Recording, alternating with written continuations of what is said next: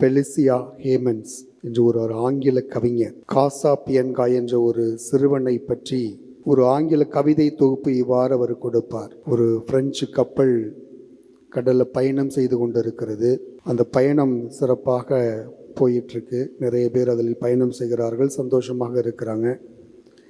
திடீரென்று அந்த கப்பலில் தீ பரவுகிறது. தீ பிடிச்சிருச்சு.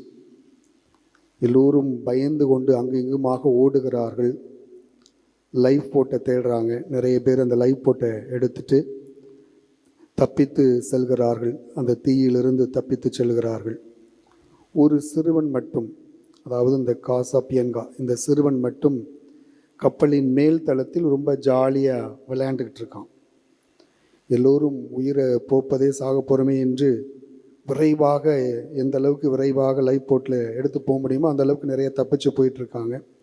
இந்த ஒரு சிறுவன் மட்டும் ரொம்ப சந்தோஷமாக விளையாண்டுக்கிட்டு இருக்கான். இப்போ ஒருத்தர் யதார்த்தமாக பதஷ்டத்தோடு கேட்குறாரு, அப்பா எல்லாம் சாக போகிறோம், எல்லாம் அவங்கவுங்க லைஃப்பை பார்த்துக்கிறதுன்னு தப்பிச்சு போகிறதுக்காக லைஃப் போட்டை எடுத்து போயிட்டுருக்காங்க, நீ என்ன அங்கே சந்தோஷமாக விளையாண்டுக்கிட்டு இருக்கியே, நீ தப்பிக்கலையா அப்படின்னு சொல்லி ஒருத்தர் அந்த சிறுவனை பார்த்து கேட்குற பொழுது, அப்போ அந்த சிறுவன் சொல்லுகிறான், இந்த கப்பலுடைய கேப்டன் எங்கள் அப்பா, அதனால் எனக்கு கவலையே இல்லை. அங்கே தீப்பிடிச்சு எரியுது, அவன் பார்க்குறான், மக்கள் அங்கங்கே ஓடிக்கிட்டு இருக்காங்க. இருந்தாலும் அவர் கேட்குற பொழுது இந்த சிறுவன் சொல்லுகிறான், இந்த கப்பலை ஓட்டுறது எங்கள் அப்பா, அதனால் எனக்கு கவலை இல்லை, அதனால் எங்கள் அப்பா பார்த்துக்குவார் அப்படின்னு சொல்லி அதோடு முடிச்சிட்டான்.